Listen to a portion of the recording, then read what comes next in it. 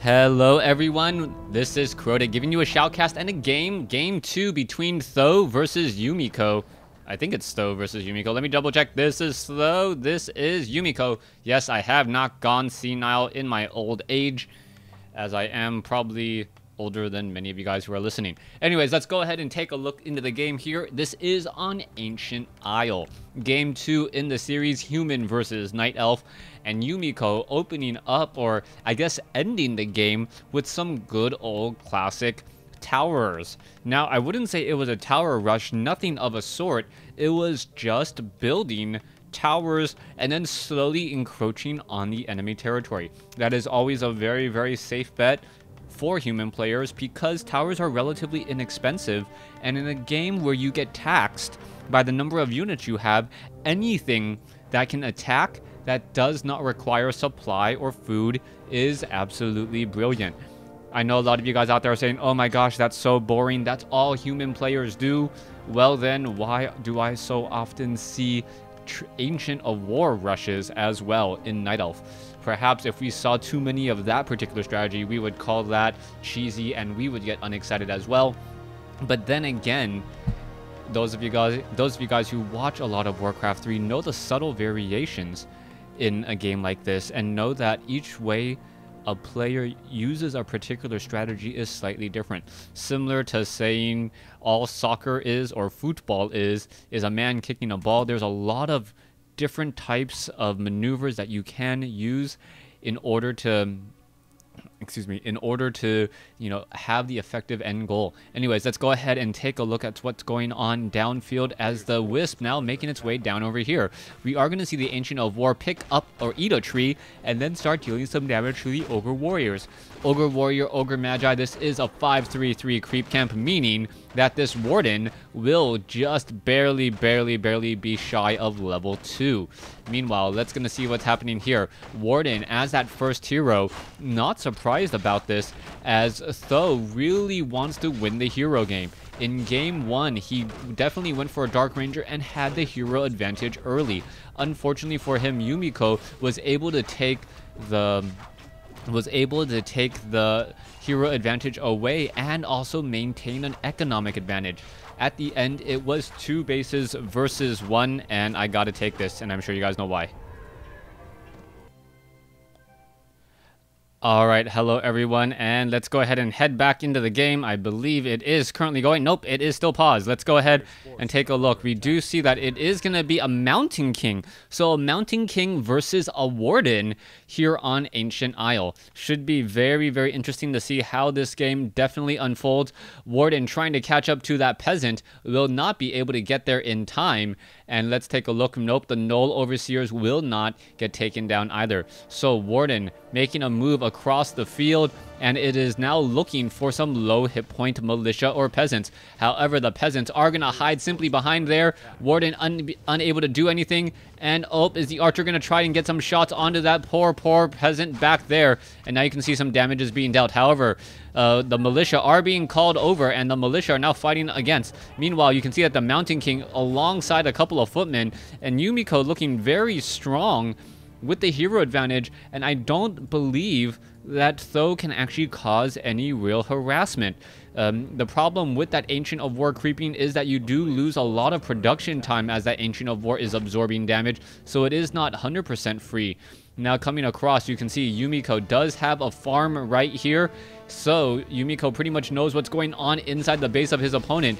Ancient of War now being brought over in order to tank a lot of that damage by this Null Overseer camp, and we are going to see, Th000, don't let him get that last hit. Nope, no, not getting the last hit at all, as we see Claws of Attack +6 now on that Warden.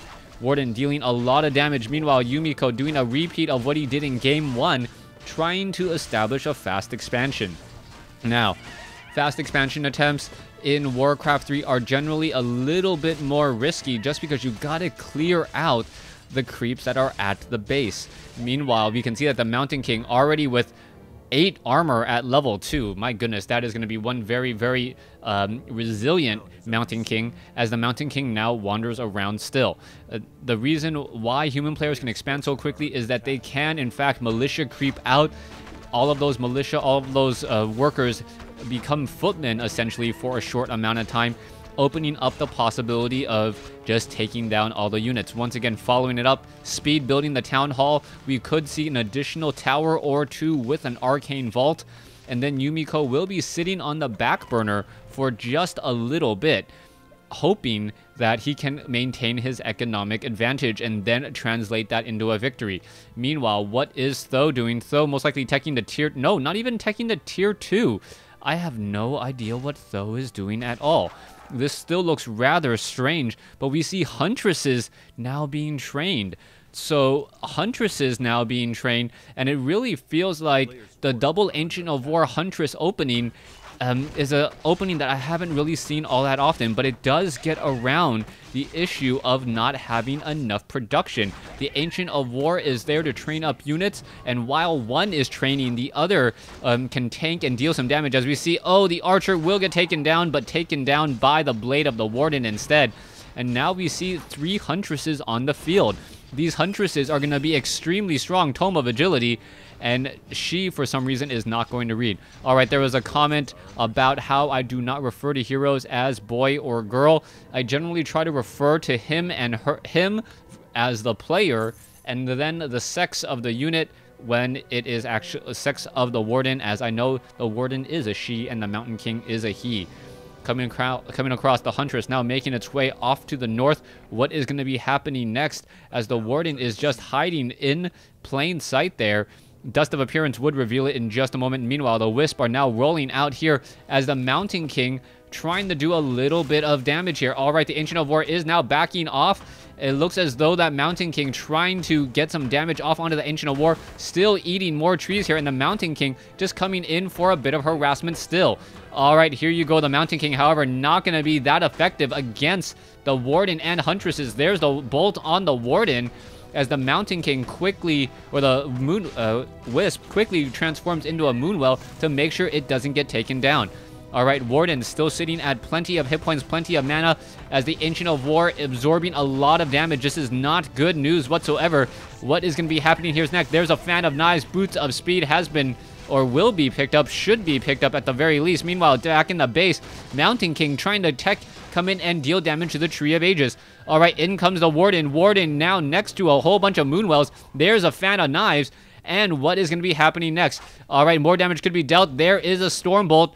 Is the Warden going to be able to catch up? Boots of Speed on that Warden. Could get a Shadow Strike off on another unit there. And what is happening? There is a Fan of Knives. There goes one Footman. Oh, is it going to get taken down? It looks like it might. One more hit will do it. There it goes as the Warden now tries to catch up with the rest of the units here. Meanwhile, Huntress is going after the Mountain King. This is a bit of a split as another Fan of Knives comes in. Are we going to perhaps see a Shadow Strike onto that? Yes, onto one of those Footmen. And now the Warden, who is now low on mana, will be forced to back off, but has done a lot of damage and is now very, very close to level 4. However, Mountain King's going to come in, perhaps get a Stormbolt off. No, not enough for a Stormbolt, as the Warden now backs off. 2 very low hit point Footmen hiding in the backfield, as the Warden awfully close to level 4, or would have been if those Footmen had gone down. Moonwells still pretty much sitting up on or near full moon juice. Some of them, however, are rather low. The Warden needs to come down over here, drink some juice, and then come back in. A juiced Warden is a very deadly Warden, as the Huntresses are now making their way through. All right, Troll Warlord is down over here. What is going to be happening next? Warden coming back around, still traversing the map, trying to figure out what to do and where to go. Meanwhile, it's still a farm sitting inside the base, has not been able to get cleaned up yet, and now Th000 decides, I'm going to go ahead and take out these farms. I do want to make sure that these farms do not stay up, at least force you to build more farms when the time comes, and I don't want you to know or have that much scouting information on me. Tree of Life and Ancient Protector to being built off over here. There is a Moonwell off over here as well. That Moonwell should be pretty much full throughout the game, as, oh, I believe that was a Tome of Strength being left behind. A huge point to read, Yumiko. And if that Warden ever escapes with 25 hit points, I am simply going to laugh. Warden, looking to perhaps finish off these Null Overseers, will get to level 4. No, decides not to. There is 6 Huntresses and 1 Warden, and they're not engaging anywhere. Here's the fight. Warden getting storm bolted quickly. Fan of Knives could come in. There's the Fan of Knives. Pretty much removes all the healing in just a second.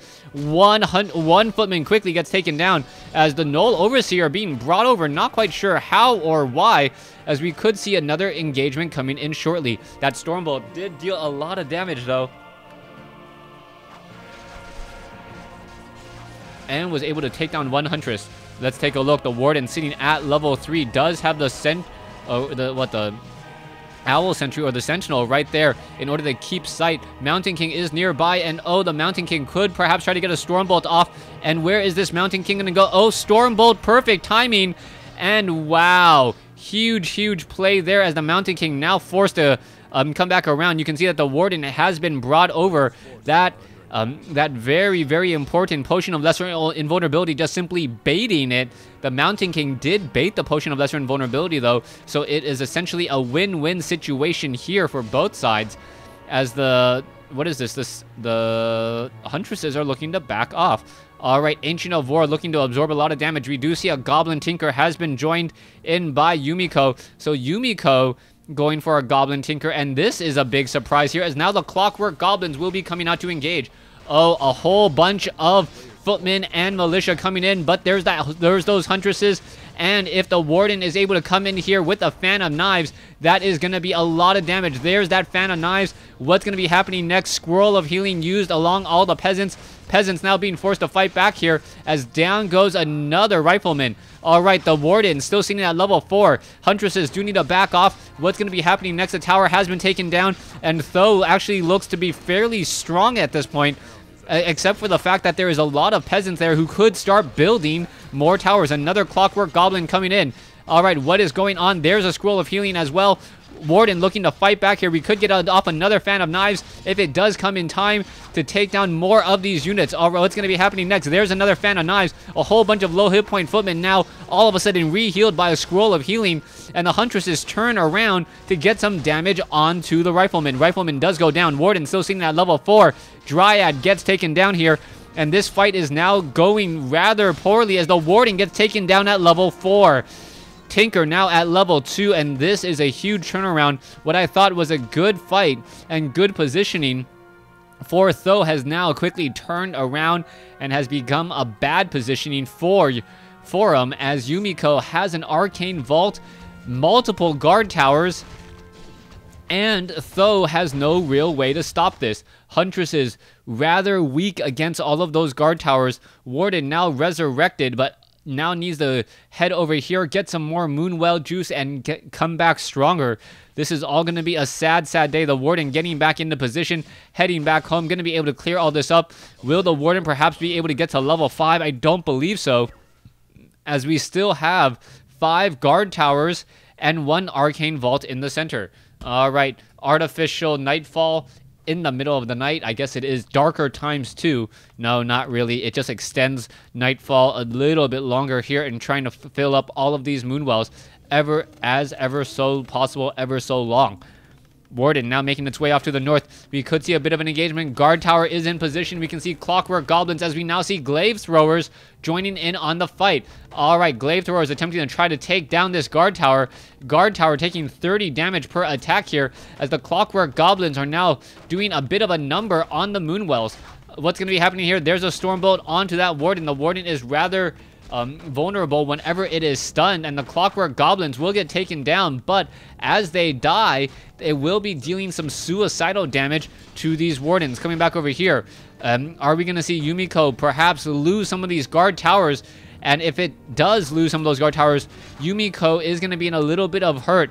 Th000 is only running on 1 base. Yumiko is running on 2, almost 3 now, but he has more area to defend, and he has a lot more peasants.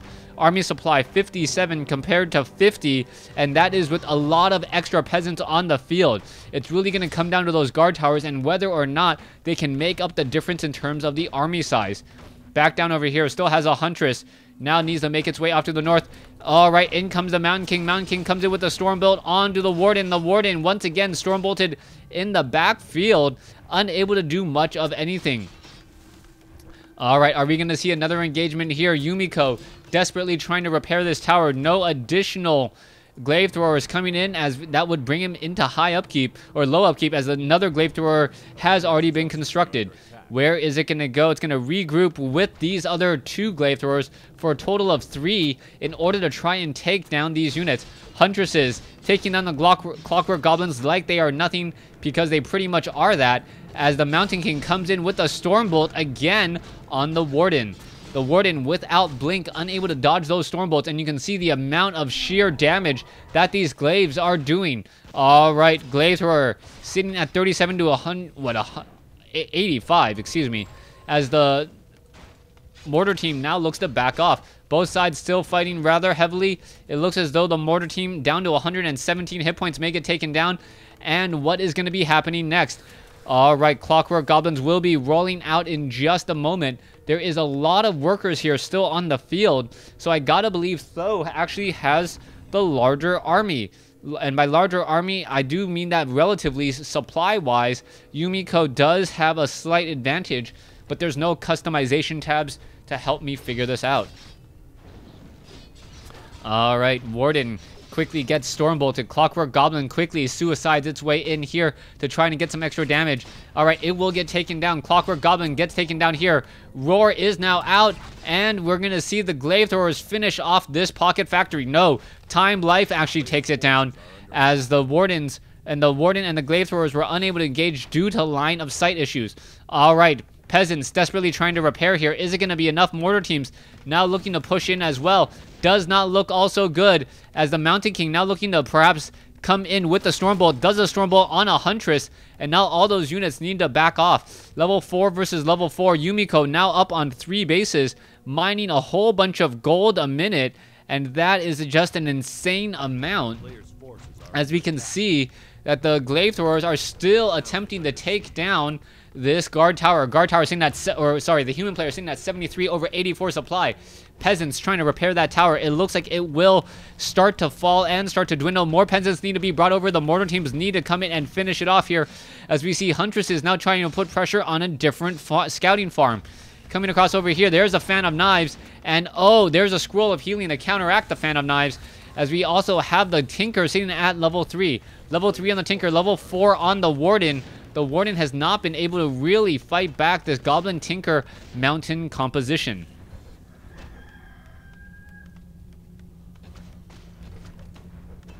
Dryads and Huntresses now ready to go. Yumiko still looking very strong through the mid game here. He is now healing up all of his units, and perhaps the Mountain King will be able to lead the charge. All right, let's see what's going to be happening next. You can see all of those glaive throwers and 5 glaive throwers with peasants or wisp repairing. Is it going to be enough? There goes one wisp, quickly taken down, as the clockwork goblin is still trying to rush in. All right, Goblin Tinker suffering a lot of damage here, as we are going to have this one pocket factory destroyed in a matter of seconds. All right, are we going to see another round of attack? Yes, this poor glaive thrower does get shot down here, as the mortar teams are going to try to engage. The mortar teams, the perfect counter to everything pretty much Th000 has, effective against the glaive throwers, effective against all of these Huntresses, as the Huntresses now need to back off again. All right, here we go. More damage being had. Is it going to be enough? Bear quickly gets shot down here. Is it going to be enough still? And so far we see Yumiko. Yeah, so far we still see Yumiko pressuring with that pocket factory, but now pressuring with an expansion of his own. I don't know how Th000 could really get back into this. He is so far behind. He is behind in tech, I believe. Is he ahead in army, though? Let's take a look. He is... No, he is not ahead in army. Army ahead goes and belongs to Yumiko once again. And where are all of these units going to be traveling to? Trying to put pressure over here at the 3 o'clock or 2 o'clock base. Warden now being forced to back off. And the Mountain King is saying to himself, I can do this all day. I'm getting more gold than you, and I can buy multiple items. There's not much you can really do about it.